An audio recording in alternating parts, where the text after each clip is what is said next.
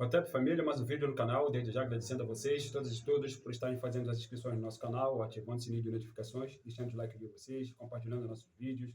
Muito obrigado aos novos e novas inscritas e inscritos. Somos um pouco mais de 1.040 inscritas e inscritos nesse canal, que se propõe a debater as contribuições que as populações africanas do continente da diáspora legaram para a humanidade, sempre a partir da perspectiva do panafricanismo. Sejam todos e todos muito bem-vindos. Este é o África no Centro.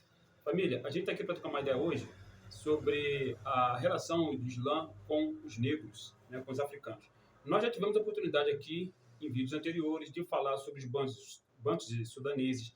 Nós já tivemos a oportunidade de falar aqui antes sobre a presença muçulmana africana na Península Ibérica, né, quando os africanos dominaram aquela região ali por 800 anos. Mas é importante a gente voltar aqui para tecer um outro comentário sobre essa relação, porque tenho ouvido muitos papos ultimamente aí no seio da comunidade preta que diz respeito à grande influência árabe no candomblé. Eu tenho uma amiga que é historiadora, que fez uma pesquisa sobre a influência, a relação do Islã com os povos de terreiro.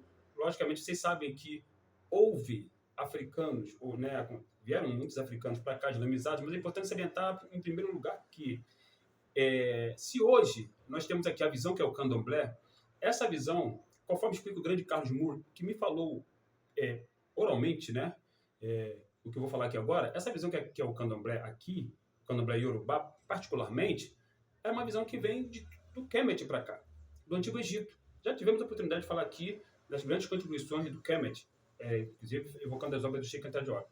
Inclusive, numa dessas obras, o Diop ele demonstra que os Yorubás, estes mesmos que trouxeram o candomblé para o Brasil, são descendentes dos antigos egípcios. Boa parte desses Yorubás, ainda que descendentes dos antigos egípcios, sim, foram islamizados. O que acontece é que, quando o Islã entra no continente africano, por volta de 639 da nossa era, o Islã já era uma religião calcada fortemente na visão racista dos árabes. Árabes que tratavam os negros como seres inferiores. Já há uma visão árabe muito racializada logo no início assim, da expansão islâmica, da aventura islâmica, árabe-islâmica no continente africano, quando há, por exemplo, um processo de escravização dos negros, por exemplo, os negros do tronco linguístico banto da região de Sofala, que foram escravizados por serem pretos e por se recusarem a abraçar o Islã como uma nova religião, e foram levados, como tinham grande conhecimento de dessalinização de águas, eles foram levados para fazer a dessalinização dos pântanos que existiam onde é hoje o Iraque.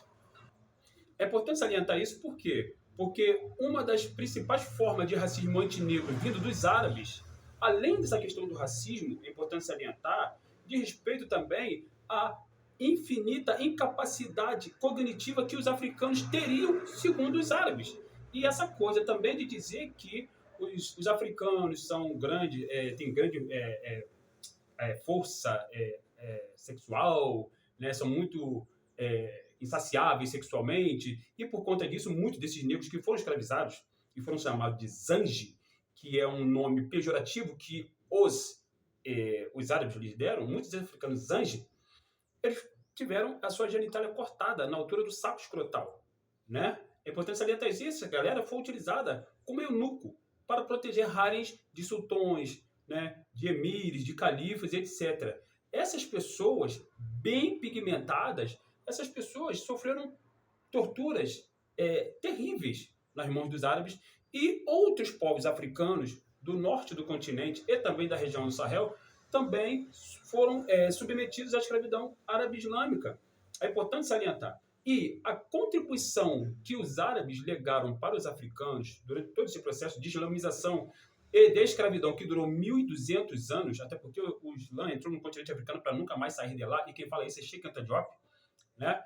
Esse processo ele significou fundamentalmente que os africanos, a parte que não dispunha de escrita, que valorizava e sempre valorizou sua oralidade, é bom salientar isso, esses africanos abraçaram a escrita árabe, né? Então, a escrita árabe foi utilizada para transcrever as línguas africanas que ainda não possuíam escrita. Mas é importante salientar que essas sociedades africanas que não possuíam escrita não eram por uma suposta incapacidade cognitiva intelectual, foi dita pelos árabes, já colocando aí um proto-racismo científico em relação aos africanos. Racismo científico que, meio tempo mais tarde, né? Vocês sabem muito bem, no contexto do desenvolvimento industrial também ia povoar corações e mentes no âmbito intelectual e acadêmico europeu. Vocês sabem disso. Mas na Idade Média, estou me referindo na Idade Média, né? Essas línguas foram transcritas com a utilização dos caracteres árabes para facilitar as relações comerciais, para facilitar as relações políticas, econômicas, sociais, mas não que os africanos já não dispunham de uma estrutura social, política, econômica muito já solidificada quando os árabes entraram. Claro que já dispunham, não por acaso, quando os árabes entram no continente africano, existe na costa oeste africana um reino chamado Gana. Um reino chamado Gana que, diga-se de passagem, os seus dirigentes políticos não foram islamizados. Outros povos que mais tarde fizeram parte do guarda-chuva político chamado Gana, né? Os Sosso, os Seré, Tukulã, os Malinquês, o Wolof, etc., esses foram islamizados nesse processo. E mais tarde, quando o Gana se incumbiu, um outro império no lugar do Gana nasceu, que foi o Império do Mali, já islamizado, e outras sociedades que faltavam a ser islamizadas seriam também islamizadas, mas esse processo de islamização tem muito a ver com a questão comercial e também tem a ver com os interesses econômicos e políticos que dirigentes políticos africanos viam na chegada dos árabes e viam, como os grandes comerciantes que eles eram, que as suas mercadorias iriam, logicamente, circular ainda mais em mercados exteriores, porque os árabes eles fundaram, né, eles formalizaram uma visão de uma irmandade que todos aqueles muçulmanos, ou seja, todas aquelas pessoas que participassem do islamismo, em primeiro lugar, não seriam reduzidas à escravidão, em segundo lugar, participariam de um comércio internacional que englobava fundamentalmente, três continentes: o continente africano, o continente asiático e o continente europeu, pelo menos a sua parte ibérica e regiões dali da Europa Oriental, que também estava sendo islamizada. Então, para os dirigentes políticos africanos, era interessante participar dessas rotas transsaarianas, dessas rotas comerciais, que já existiam muito antes do islamismo nascer. É importante salientar isso. As rotas transsaarianas que cruzavam o norte do continente africano, norte do continente que os árabes chamariam mais tarde de Saara, que significa deserto em árabe, que cruzavam de norte a sul e leste a oeste, já existia. Já existia porque havia os povos chamados berberes, já havia outros povos, como os fulanos, que eram povos seminômades, alguns desses povos seminômades que cruzavam o Saara, levando mercadoria de todo tipo. E é importante salientar também que os africanos já tinham, conforme explica o Cheikh Anta Diop, na sua estrutura política, constituições, a Constituição Mossia, a Constituição Wolof, a Constituição Songhai, já existia. Constituição é a forma organizativa dessas sociedades, né? A forma de se organizar dessas sociedades, que os árabes encontraram quando chegaram lá. Inclusive, os árabes, quando eles entram no continente africano, se deparam com o reino do Gana, já se depararam lá com bairros só de árabes que existiam no interior do Gana. Árabes pré-islâmicos, árabes que já mantinham contatos com o continente africano muito antes do islamismo nascer. É importante salientar isso. E é importante salientar também o seguinte, que a civilização árabe, ela vai se cristalizar mesmo exatamente por volta do século VI, né? Final do século VI e início do século VII da nossa era, quando o Islã nasce, né, pelas mãos de Mohammed de Maomé, e depois ele se propaga e aí ele unifica as tribos árabes, que eram várias tribos diferentes, que adoravam deuses diferentes. Um desses deuses era Baal Ramon. Esse Ramon tem fortemente influência do Kemet, porque esse Ramon vem de Amon. Então, essa visão que nós temos aqui hoje, de utilizar branco na sexta-feira, que algumas pessoas associam que são os árabes, que é uma influência árabe no candomblé, não é. Essa visão que nós temos hoje de usar branco na sexta-feira, que é dia de Oxalá, ela vem do Kemet, porque os sacerdotes do Kemet, os sacerdotes de Amon, utilizavam o branco todos os dias da sua vida, porque acreditavam que a cor branca, esta cor aqui, ó, tá aqui, né? Não tem nada a ver com a cor da pele branca, não. A cor branca, correto? Essa cor branca, para os sacerdotes de Amon, repetindo, seria o sublime, o divino, o puro, né? E, logicamente, os orixás Funfun que nós temos no candomblé, o Xalufã, o Xaguiã, o Batalá, o Lurum, essas divindades, todas utilizam o branco e todas são cultuadas na sexta-feira. Então, é importante salientar que esta visão que diz que os árabes influenciaram o candomblé, família, isso não se sustenta ao mais superficial exame da história do continente africano. Até porque, para você influenciar alguém, né, enquanto civilização, você precisa estar primeiro organizado civilizacionalmente. As sociedades africanas já estavam muito antes de os árabes chegarem na península, onde é hoje a Península Arábica, conforme dá conta essa obra aqui do Alberto Rorani, que não é panafricano, não é preto nem africano, antes desses árabes chegarem na Península Arábica, chamada hoje Península Arábica, já haviam povos africanos lá milhares de anos antes, que eram os sabeus. E, por sua vez, tinham uma grande rede de comércio que se estendia até onde a China, onde hoje é a China e a Índia, e que começava ali no sul da Península Arábica, se estendia para a região da costa leste do continente africano. Então é importante salientar, família, que esses africanos que foram islamizados e que vieram para o Brasil e que foram tratados de maneira equivocada, né, como bantus e sudaneses, conforme demonstra aqui perfeitamente o grande Ney Lopes, esses africanos, eles eram de diversas nações da forma como é organizado o candomblé, nação Nagô, nação Gês, nação Angol, né? Nação Yorubá. Lembrando que Jeje é como os Yorubás chamavam seus inimigos, os daomeanos, os Fon. Então você tem o candomblé Fon.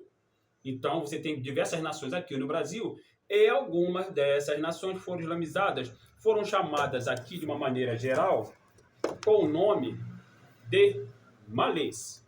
Independente da nação, muitos desses africanos islamizados, repetido, independente da nação, foram chamados aqui de malês. Esses malês que, de acordo com o grande pesquisador João José Reis, nessa obra que eu acabei de mostrar, organizaram um levante de malês que ocorreu em Salvador e que durou por volta de 4 horas e que queriam acabar com a escravidão, estabelecer um califado islâmico em Salvador, né? Mas infelizmente eles foram traídos, né? Então vocês sabem muito bem que essa obra explica sobre isso, mas nem de longe podemos dizer que é graças a essa influência islâmica no continente africano que os africanos viram a civilização, que viram as tecnologias desenvolvidas, que viram as ciências. Absolutamente. Os africanos já tinham toda a sorte de estrutura política, organizacional, econômica, cultural, civilizatória de uma forma geral, científica, tecnológica, e que esses árabes é que foram beber na fonte dos africanos, historicamente falando, até porque eles chegaram na Península Arábica e que foi, de certa forma, o norte, pelo menos, da Península Arábica, dominado durante muito tempo pelos Kemetiu, né? Quando eles chegaram lá, os Kemetiu já não existiam mais, mas existiam os hebreus que beberam na fonte durante 400 anos dos Kemetiu e que passaram para esses árabes o hábito de não comer porco, a questão da circuncisão, o monoteísmo, tudo isso que os africanos já tinham e que Amadou Rapatibá dá conta perfeitamente aqui, porque os Bambara, de onde vem o Amadou Rapatibá, também são descendentes dos antigos Kemetiu, e os Bambara, mesmo sendo islamizados, mantiveram tradições africanas autóctones, apesar da intrusão do islamismo. É importante salientar isso. Então, família, antes da gente achar que todo e qualquer traço civilizatório que os africanos desenvolveram e apresentaram para a humanidade foi fruto de uma influência externa, como se nós não tivéssemos a capacidade cognitiva de nós mesmos desenvolver tais traços civilizatórios, tá? É preciso que a gente leia fundamentalmente os autores do campo do panafricanismo e da cientificidade, que falam exatamente, demonstram com provas substanciais o contrário, que o que os árabes fizeram no continente africano foi levar, por exemplo, né, a sua influência arquitetônica para lá, né? A questão da língua, da escrita, né? Ok, sem problema nenhum quanto a isso. Agora, dizer que os árabes influenciaram civilizacionalmente os africanos, como os árabes mesmo disseram, que os africanos não tinham construído nada que diz respeito à tecnologia de ciência, nada no conhecimento científico, nada, e que os árabes ensinaram tudo, até dizer, que eu já vi da boca de africanos do continente, que a humanidade surgiu na Península Arábica, que as primeiras línguas surgiram na Península Arábica, até isso os árabes passaram para os africanos, e os africanos simplesmente se embriagaram dessa mentira e continuam reproduzindo essa mentira por aí, quando na verdade não foi exatamente isso que aconteceu, e a pesquisa científica, não visão religiosa, a pesquisa científica demonstra isso, sem nenhum tipo de romantismo. É preciso salientar, porque quando africanos do continente com os quais eu tenho contato, que são muçulmanos, vêm e falam esses absurdos para mim, com base exclusivamente na sua religião, eu confronto eles com conhecimento científico, porque é assim que a gente tem que fazer. né? Não se pode explicar o mundo através de visões religiosas. Se explica o mundo através de ciência. A ciência que existe perfeitamente no campo do panafricanismo e da afrocenticidade. Dado o recado, família, venham todos e todos fazer o meu curso de História da África, ele é online, comigo, aula síncrona, sem árabecentrismo, sem eurocentrismo, apenas a partir da perspectiva do panafricanismo com base em ciências. Estamos juntos sempre, Rotep, África no Centro.